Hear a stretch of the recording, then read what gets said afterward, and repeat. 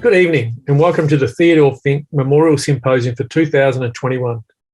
My name is Professor Jim Waterston, Dean of the Melbourne Graduate School of Education. I would like to start by acknowledging the Wurundjeri people, who are the traditional custodians of the land upon which I stand. I pay respect to the elders both past and present of the Kulin Nation and extend that respect to other Indigenous Australians present. Tonight's symposium is called It's Time for Freedom. Yes, it's time. New Perspectives on Free University in the 1974 Abolition of Fees in Australia.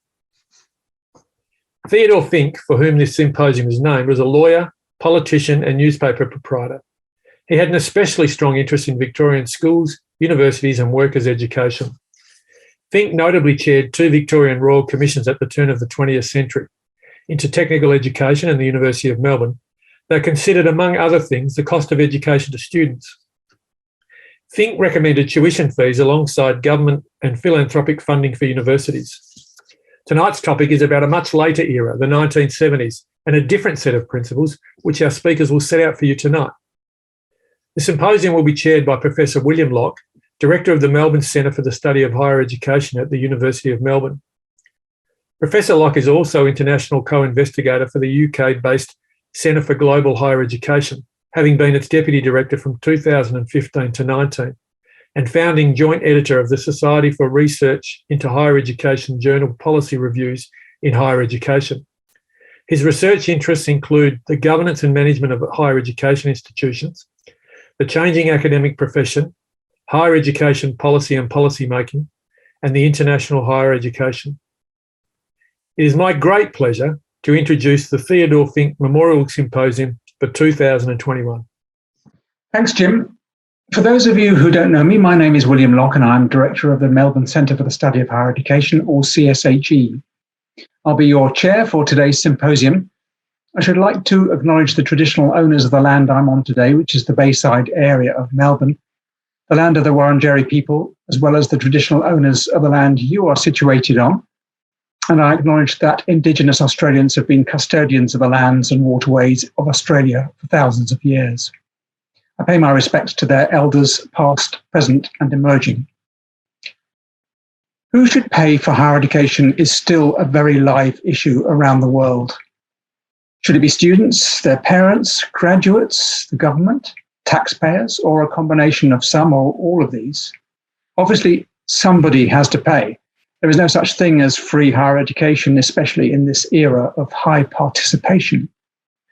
Of course, most people will assume we're talking about higher education study that is free to students, but not necessarily all students. Indeed, such arrangements often exclude part-time students, mature full-time students, postgraduates, international students, and students who are coming back for a second bite of the cherry.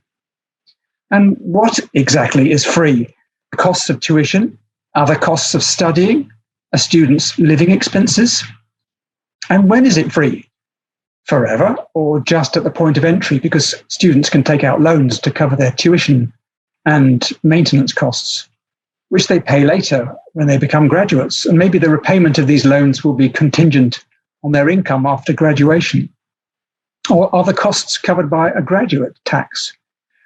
So when you think about it, there are lots of questions about free higher education. A recent study by Ariane de Gallardon in 2019 found 82 countries still offer some type of free tuition for higher education.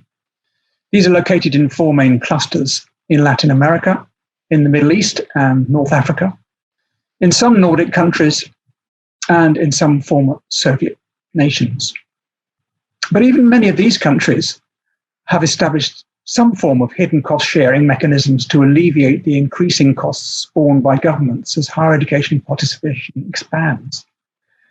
Yet in countries where students or graduates have been sharing the costs with governments for many years, the promise of free higher education has resurfaced in the manifestos of several opposition parties during recent general elections.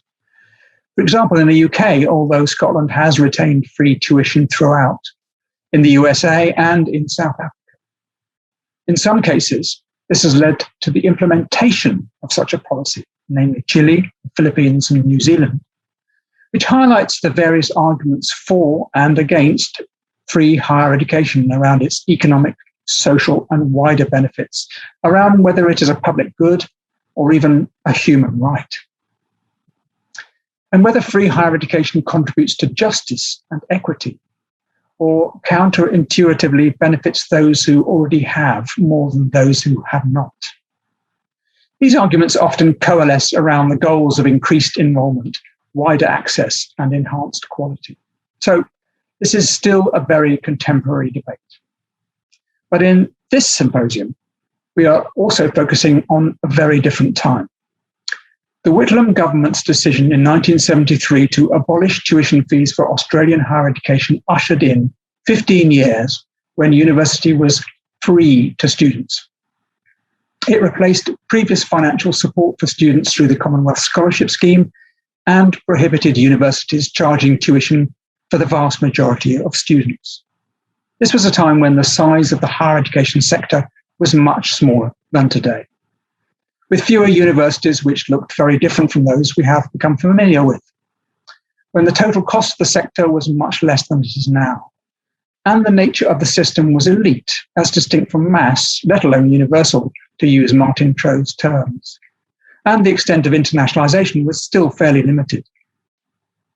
The Whitlam government's policy revolutionized the experience of attending university and altered the expectations of students and universities. But what did the change mean? How different was the Australian case compared with other countries? How did it alter the relationship between universities, governments, and the public? How did the different funding rules redefine ideas of student financial support? Who could go to university and how? How did these shifts interact with wider economic changes and developments in the professions? And how did students who enjoyed the benefits of this support respond to reshape their universities? This wide-ranging discussion in this symposium will explore the different meanings of free higher education, examining its political, economic, and moral dimensions, as well as offering new insights into this cohort of students. We will hear from a number of perspectives from our very well-qualified panel. Julia Horn is Professor of History and University Historian at the University of Sydney. Hannah Forsyth is Senior Lecturer in History at the Australian Catholic University. William Croucher is a higher education analyst and researcher and Senior Lecturer at the Melbourne CSHE. James Waghorn is Senior Research Fellow working on the history of universities also at the Melbourne CSHE. We'll hear from each of these a couple of times during the symposium. First, to set the scene for their particular perspectives, then to explore the consequences and how we might interpret these. And last but not least, we'll hear from Bruce Chapman, who is Emeritus Professor and an economist at the Australian National University. Bruce will talk about how this period of free higher education informed the development of the Higher Education Contribution Scheme, or HECS, from 1989 onwards. Finally, I'll sum up and we'll move to a live questions and answer session using the Q&A facility at the bottom of your screen. First up, we're going to hear from Julia Horn. Over to you, Julia. Today I'm speaking from Gadigal country. I pay my respects to all Aboriginal and Torres Strait Islands people, no matter where they may be.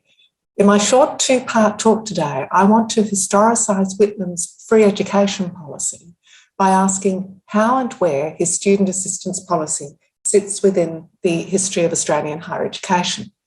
To do this, I want to utilise the idea of reform, which is helpful to understand whether Whitlam's policy was in fact a break from the past and a new beginning for university education in Australia, or part of a continuum. Higher education reform at government level was a marked feature of the life of 20th century Australian universities as they sought to expand. A distinctive aspect was fee-free education, supported with a living allowance and awarded to students on the basis of academic merit.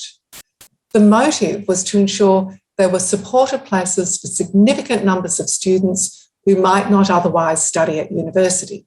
The justification was that for the good of Australia, governments should expend money on supporting bright students. Prior to World War II, state governments were the authors of some noteworthy university reforms, such as the introduction of teacher scholarships by the New South Wales government in 1912, awarded on merit and which paid university fees and provided a reasonable living allowance. Around the same time, the Western Australian government established the new University of Western Australia as a place of free education, a policy only overturned in 1960 to curb state government expenditure. From World War II, as the Commonwealth government began to plan for the post-war period, the then Labor federal government, first under Curtin and then under Chifley, initiated several educational reforms. These included Commonwealth support for research training and also the Commonwealth Reconstruction and Training Scheme for returned servicemen and women. The latter scheme, CRTS as it came to be known, consisted of the payment of university tuition fees and a reasonable living allowance to sustain students over the course of their studies. There was neither a means test nor an admissions examination, though evidence exists that applicants were not always granted their choice of course and offered another in its place. The impact of this scheme is not insignificant. Taking University of Sydney as one example, in 1948, not only had its enrolments more than doubled since the end of the war, but about 60% of this increased number of students were actually not paying fees, and a significant number of those were also receiving additional allowances. In 1951, with Menzies and the Liberal Party now in government, elements of these earlier student assistance policies were introduced as ongoing initiatives to support university students. Additionally, the new Commonwealth Scholarship was introduced to support undergraduate students by both waiving tuition fees and providing a scaled living allowance, the amount depending on a student's circumstances. The provisions complemented other similar schemes such as teachers' scholarships and other studentships supported by state governments. Thus, in 1973, on the eve of the introduction of Whitlam's abolition of university tuition fees, 67% of full-time students across Australia were receiving free tuition and a living allowance. As studies have concluded, a majority of these students came from government schools, ensuring that universities weren't simply another playground solely for the benefit of students from wealthy private schools. In other words, there was actually a long tradition of free tuition with additional support, which from just after World War II came to be the dominant way of going to university. It was not that the universities were caught off guard by the abolition of fees. They had, after all, been involved in the early discussions about the move to free student education. Rather, it was the manner in which the government informed them, the state governments and even the bureaucrats, that caused surprise. So first, there was no warning on 27 March 1973 when Gough Whitlam announced the change in policy. And secondly, the official letter from Education Minister Kim Edward Beazley on 29 March notifying of the change had little detail except to say it was going to commence the following year. As soon became apparent, nobody was exactly clear what was being proposed. Removal of fees, sure, an excellent policy goal, but what did it actually mean in practice? Now, the universities were aware that any change could have major consequences, not least for students, but also for their operations and for the role of the states in higher education. From the time of the election of the Whitlam government, there'd been intermittent discussions around Commonwealth funding the full cost of higher education. Now, this followed advocacy by students and activists in the Australian Labor Party, and it made it on its way onto the 1969 ALP election platform. By the time of the announcement, a working group to consider fee abolition had been operating with representatives of the universities, the Australian Universities Commission, and officials from the Commonwealth Department of Education.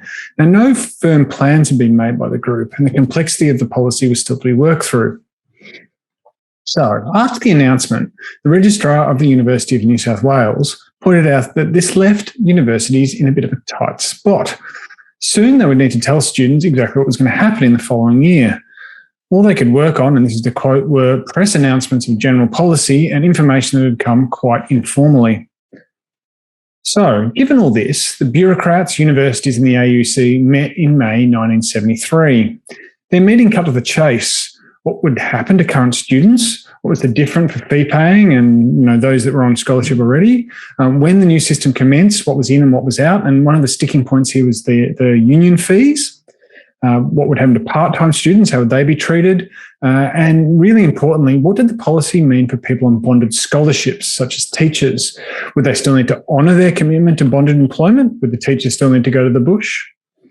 These are really not inconsequential questions. They went partly to the heart of one of the stated intentions of the policy, to make university more accessible. So by the meeting's conclusion, it was clear that nobody fully knew how to settle any of this. Now, to quote the minutes, it was agreed by all parties there was insufficient information available to the Australian government to broach firm decisions. So the AUC then was sent out to gather information so the government could really decide on what it wanted to do. But what was clear to everybody was that the new scheme would leave little doubt in anybody's mind that Canberra was the university's paymaster from this point forward. The commencement of free-to-student education is an important moment, therefore, in the relationship between universities and government in Australia. Now, universities, even where they've been championed, have always enjoyed and suffered the whims of politicians and their governments. But now we're all acutely aware that a Commonwealth takeover, as it was styled at the time, would likely mean states' control over their universities could be undermined, even where there was a greater consistency of funding coming from the Commonwealth to the universities now.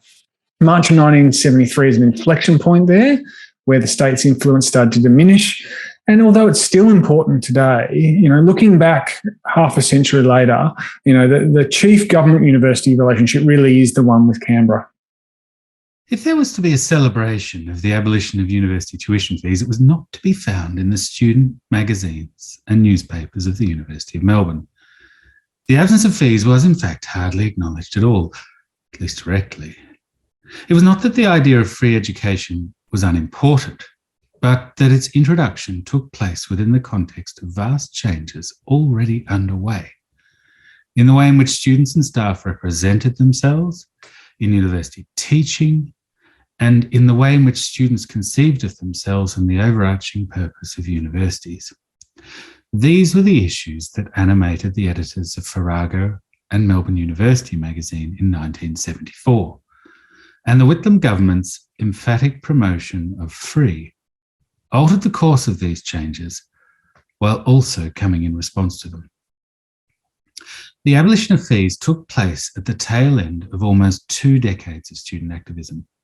A culture of opposing unjust government policy, such as the White Australia policy, the conditions in which Aboriginal Australians lived and their treatment by government, and the war in Vietnam, had escalated over these years, leading to the national moratorium marches that had brought hundreds of thousands into the streets of the capital cities. And for the example of the Melbourne moratorium marches, the University of Melbourne had been a key staging post. In 1971, police had run their horses into protesters opposed to the Springbok rugby tour. And the following year, police had battered their way into the Melbourne University Union building to reach students locked in who were broadcasting an anti-conscription pirate radio station. The student movement, as it was known, was concerned not only with these national issues and international issues, but also with universities themselves. Radical students opposed their co-option into a Marcusian social machine, particularly one that promoted militarism, reinforced patriarchal or racist patterns, degraded the environment, or limited social mobility. Abolishing tuition fees was interpreted from this context as removing economic interest in university training. It gave impetus to students who argued that university education was a means of realising their full self. This upturned the traditional approach, which had expected students to adapt to universities, including, of course, measures to promote this adaptation, such as counselling services. The new critique argued that university should respond to students' needs and facilitate their individual growth, not they adapt to its rigid structures defined by a bygone age. Meanwhile, newer universities established in the late 1960s and early 1970s, such as La Trobe, Flinders, Griffith, were experimenting in cross-disciplinarity, striving to free their courses from traditional disciplinary silos, both epistemological and also financial, and defining new areas of study, such as environmental studies that accorded more closely to social need. Assessment was another area of concern. The reliance on end-of-year examinations was criticised for denying students opportunity for feedback, and new so-called flexible assessments throughout the academic year were pioneered on the recommendation of academic committees that included students. For the most radical, assessment in any form was criticised for limiting freedom of choice and curtailing students' natural development. Assessment was the enemy of education, ran the slogan. All this meant that making university free was less about the fees charged to students and more about their place in university. This was not flippant or entitled, but introduced a burden onto this generation of students. It no longer meant that a student waited to be told what university meant and its requirements. It imposed a personal obligation on them to find themselves in an undefined social structure. Whitlam's education was free, was not subsidised. It was Whitlam's, and this free education invoked the 19th century Education League's call for elementary schooling that was compulsory, secular and free.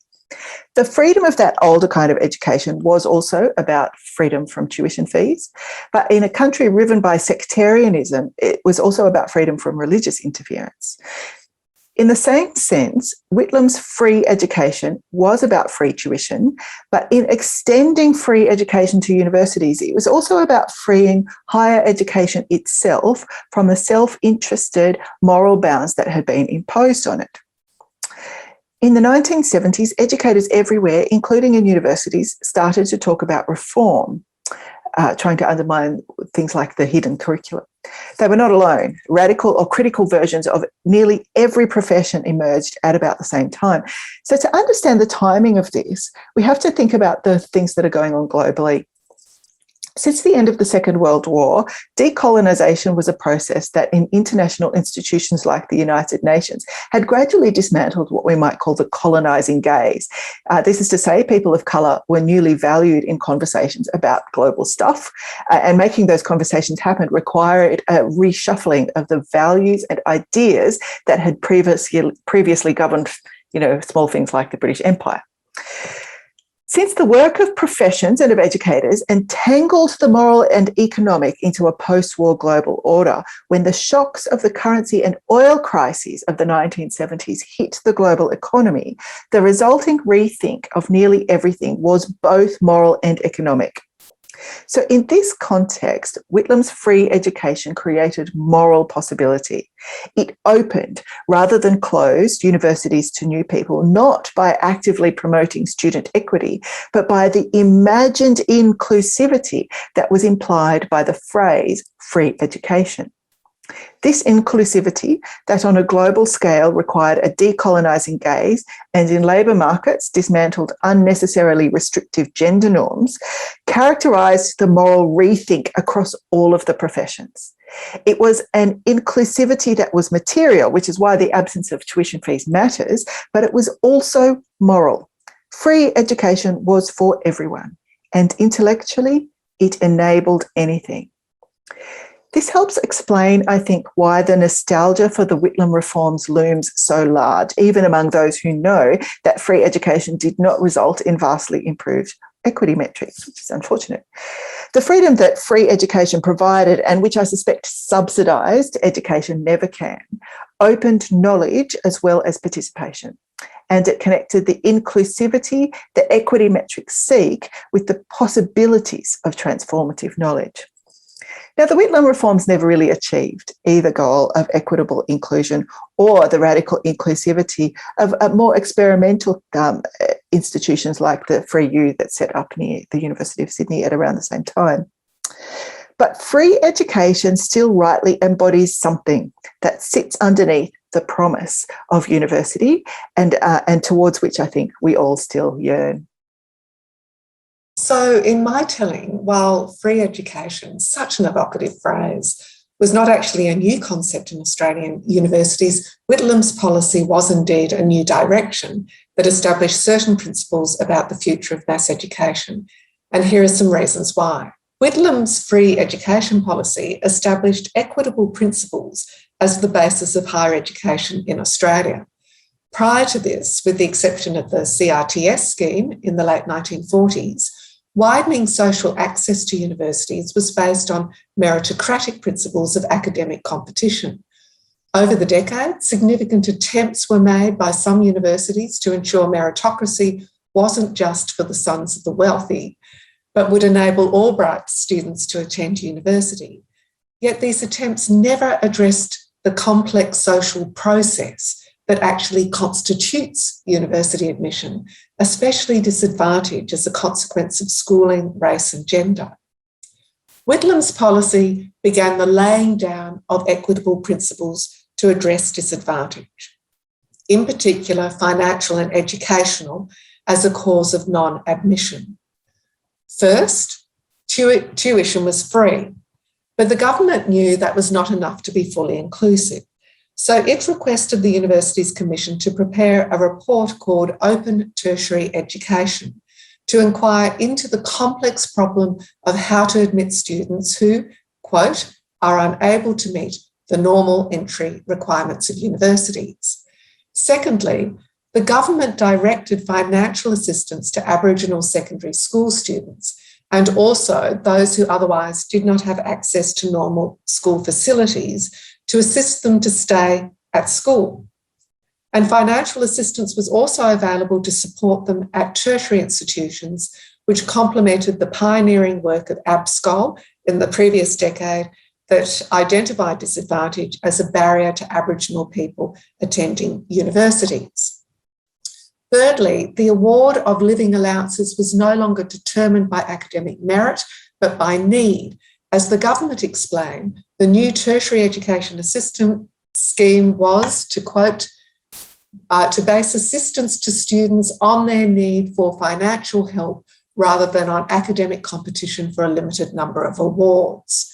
Finally, the vision was for a universal higher education system, no tuition fees, and financial support for those from low-income backgrounds. Of course, the dismissal of Whitlam government the following year means some of the more progressive aspects of the reforms were never realised. But there were at least two positive legacies.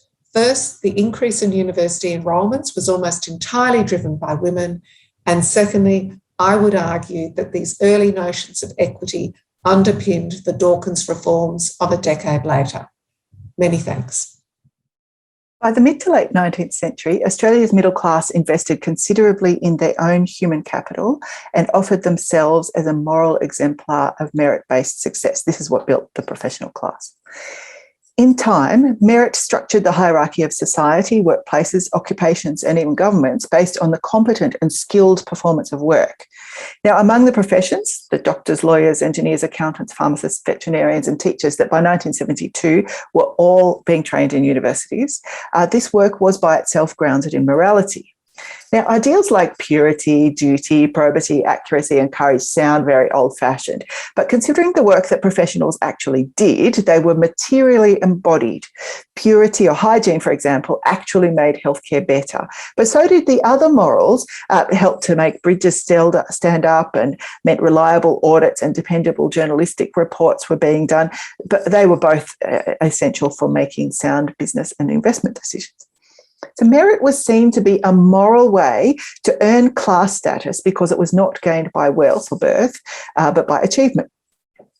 It nevertheless selected for middle-class white characteristics. So the nurse's entrance exam asked young girls to write about duty or women's work and to describe a recent pleasure excursion, all very classed categories. It's no coincidence then that professionals benefited the most from the system of merit embodied in education, for it not only described, measured and rewarded characteristics attached to doing their work, it also extended this hierarchy through society, largely via education. Now, this is something that the Whitlam reforms were seeking to undo in a way because of some moral changes, which I'll talk about a bit later. I think to understand this, though, education and healthcare followed similar patterns that are useful to compare. So subsidised healthcare, which was only rarely described as free, was to be offered only to those who were genuinely unable to pay. Until more sophisticated means testing, patients were assessed by social workers whose profession was founded on limiting such charity to a deserving poor. Subsidised education in the form of scholarships arguably represented something similar. Scholarships covered the tuition fees for those who could not afford it, but were awarded on the basis of merit. Scholarship recipients were literally deserving poor, even though not all of them were all that poor. This is in part because scholarships became such a signifier of merit that they became desirable for everyone. The existence of scholarships often still makes it seem like the system of merit is working. If people can access education without wealth via instruments that value their merit, then we feel reassured that merit is doing its job. By the 1970s, a large percentage of university students were accessing higher education via these scholarship schemes. But this sense that they were part of the deserving poor did not make education free in the kind of moral sense that was beginning to emerge at the time. The abolition of tuition fees tells us something about university self-determination, what it means for them to be autonomous. When people refer to university autonomy, it's often bound up with ideas of collegiality and an intellectual freedom for both staff and students. At other times, they refer to institutional autonomy and self-determination, that is, self-determination for the university as an institution rather than for the members of its community. Whitlam's policy affected autonomy and self-determination in significant ways, both practical and symbolically. As we have heard, for many students, the abolition of fees provided greater freedom to determine their own educational path. The message for many was that higher education had been unchained for them. This often comes to the fore when people reflect on the policy's accomplishment and its enduring legacy. The government was clear how the policy would make education more inclusive in some specific ways right from the outset. As Education Minister Beazley stated at the time, it is not proposed to retain a fee structure for particular categories of student, such as those repeating or for those from overseas. Fee abolition sought to make sure a student was a student, even when they were not an Australian resident. The policy also reinforced university control over their own curriculum and teaching, even when they became more visibly dependent on the Commonwealth in terms of the resourcing for it. While the policy enhanced self-determination for universities as a community, it did little for their institutional autonomy. There was comment at the time that they would lose some of their individual state identity, indeed their individual identity, and a degree of control over their destiny because they were much more visibly tied to Canberra. Some might ask, when university education becomes closer to a benefit of citizenship paid for by the Commonwealth, would universities be there just to deliver when instructed? While this does not appear to be the case, and is perhaps overreach, the Whitlam takeover of higher education meant that universities as institutions were certainly less masters of their own destiny.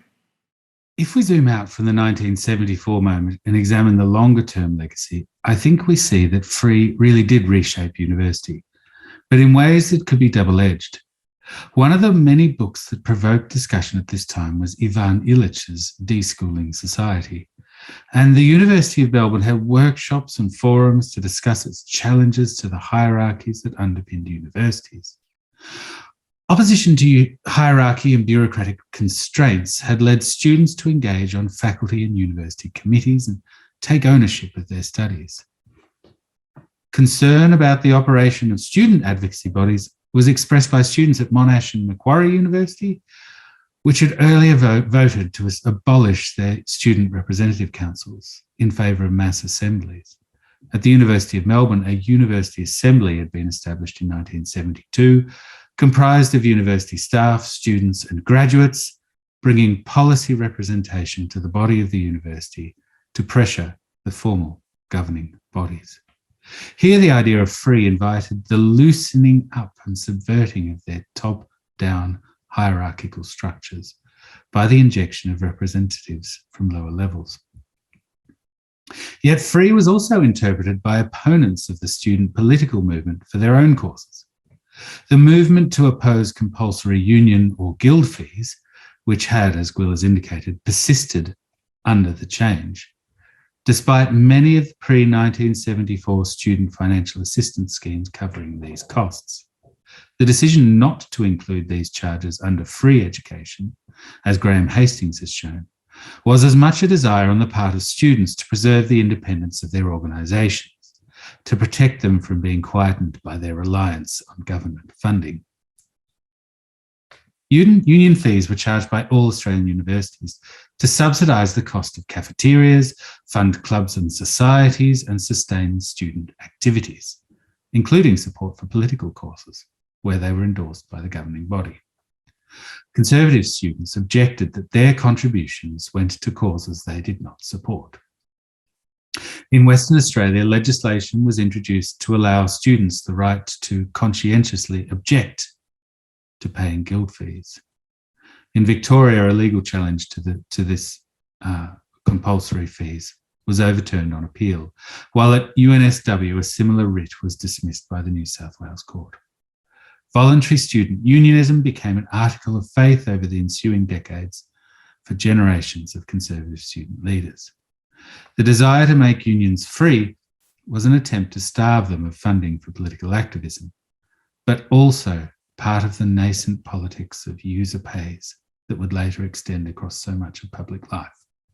Students should be free, they argued, to support activities, but not compelled to do so. This is Bruce Chapman. I wanted to talk a little bit about the connections and the concepts of free tuition, the abolition of fees, and the introduction of the HECS system, which happened in 1989. The background for me is that in 1987, John Dawkins, the then minister, appointed me as a consultant. He was a minister for employment as well as education, and because I'm a labour economist, I thought most of the job would be about employment and unemployment, but that's not how it turned out at all. When I first met him, he said, your job is going to be to help in the reintroduction of university fees. I can remember feeling very uncomfortable about that. I can remember thinking to myself, well, I've only been here for an hour. Is it too early to resign? Because I thought accurately that this would not be a popular job. So the outline is in front of you, and I won't refer to that in any detail, but I do want to start with some personal background. So 1972 was the first time I ever voted, and I voted, as just about everybody I knew did, for Gough Whitlam. Gough Whitlam was an extraordinary Prime Minister, and it was an extraordinary period for Australia. And to me, it was kind of a confidence thing for Australia. We became outward looking, we became progressive, we had identity, and it was quite different. And I was a great fan of Gough Whitlam's. So when it came to the reintroduction of tertiary fees, I can remember in 1974 when they were abolished. And one of the strange things was that nobody seemed at university to care that much. And of course, one of the reasons was that very few people actually were paying the fees. But more of that later. I want to start with looking at trying to explain why the government, why John Dawkins in particular, wanted to, as Education Minister, wanted to reintroduce university fees. And there were two issues going on. And the first issue was school retention rates. If you have a look at this slide, you can see that the proportion of young people who were finishing high school grew extraordinarily rapidly from about, let me refer to the diagram, from about 1982, 83 to when John Dawkins became minister in 1987 and far beyond.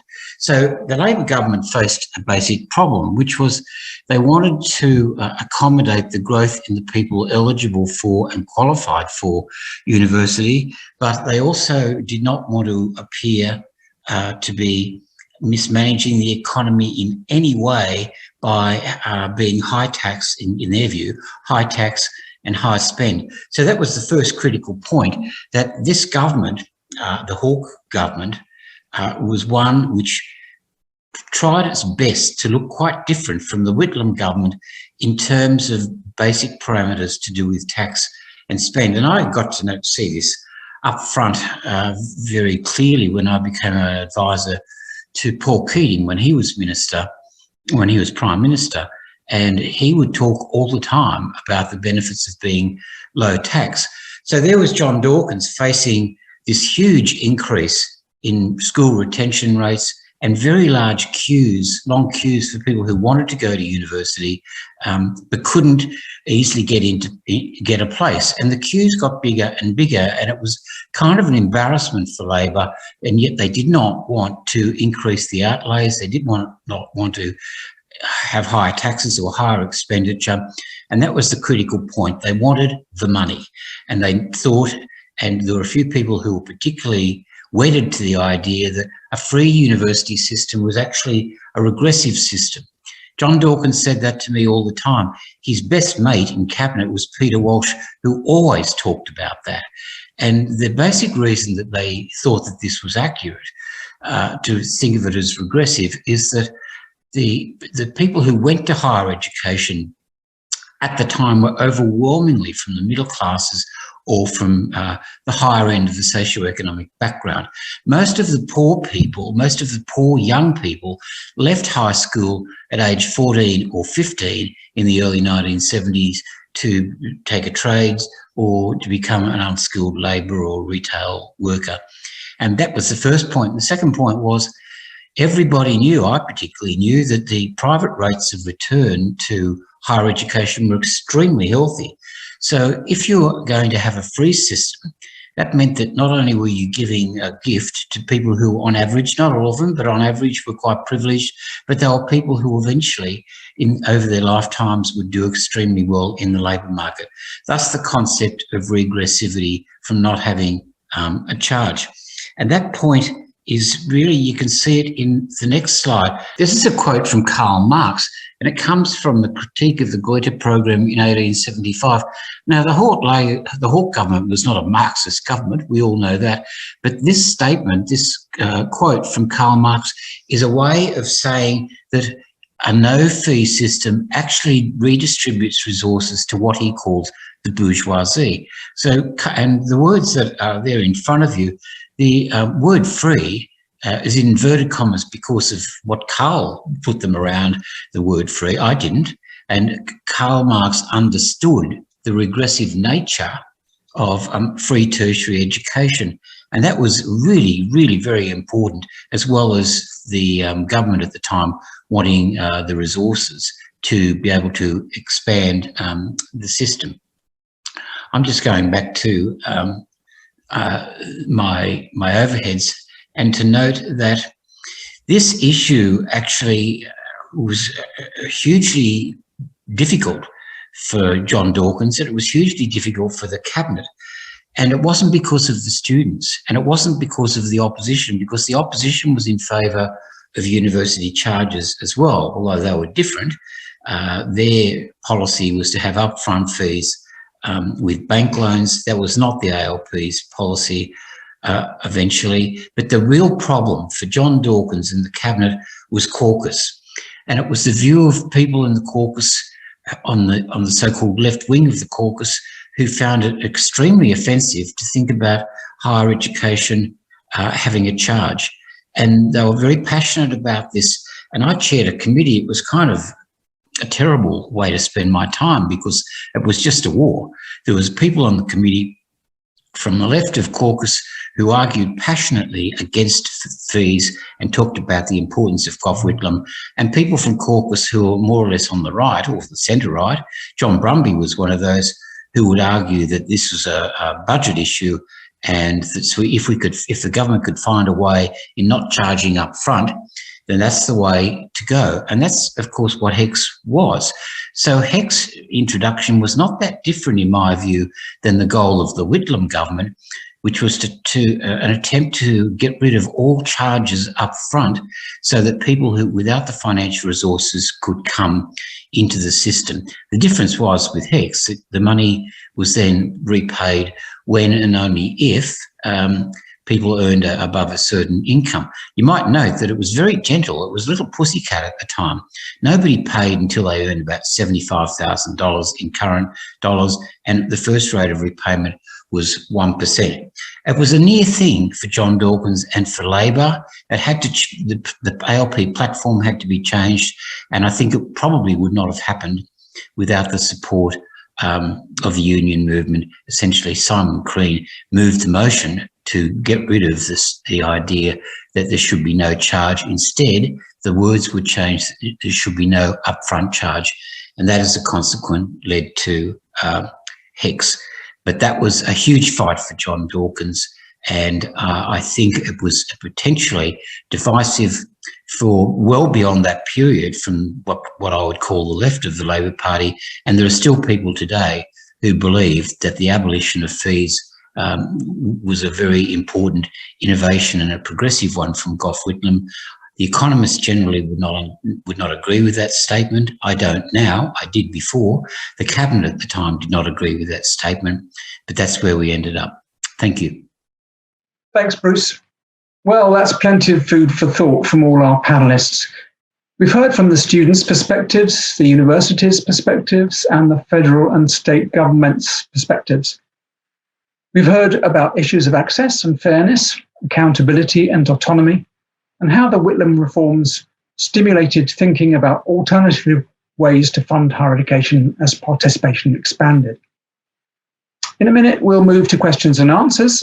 If you'd like to ask a question of our panelists, individually or collectively, please post it in the Q&A box at the bottom of your screen.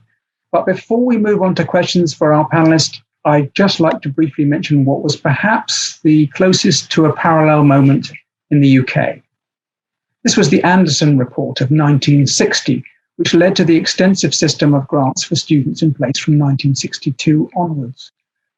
The Anderson Committee recommended that British residents admitted to full-time first degree courses should be entitled to mandatory awards from public funds, as long as they held 2 A-level passes or the equivalent. These grants were to cover maintenance costs as well as tuition fees. The committee's recommendations were largely implemented in the Education Act of 1962. The year before, the better-known Robbins Report was published in 1963. The Anderson Report was evolutionary rather than revolutionary, as it standardized or maybe even nationalized the existing system, making it mandatory and increasing its generosity. But it assumed the availability of public money, which was fine when there were only 80,000 students taking a first degree in the UK. The Robbins Report had been commissioned by the government to consider the pattern of higher education. It heralded a higher education system with more places, more public funding, and more accountability to the government. But it assumed considerable further expansion would occur largely within the funding model established by the Anderson Committee. Robbins predicted that total public expenditure on higher education for full-time students in Britain would rise from £206 million in 1962-63 to £742 million by 1980-81, doubling from 0.8% of gross national product to 1.6%. This was deemed affordable on the grounds that, quote, public money is spent on what people want, and if they want more higher education, then on the estimates we have made, it should be possible to finance it, unquote.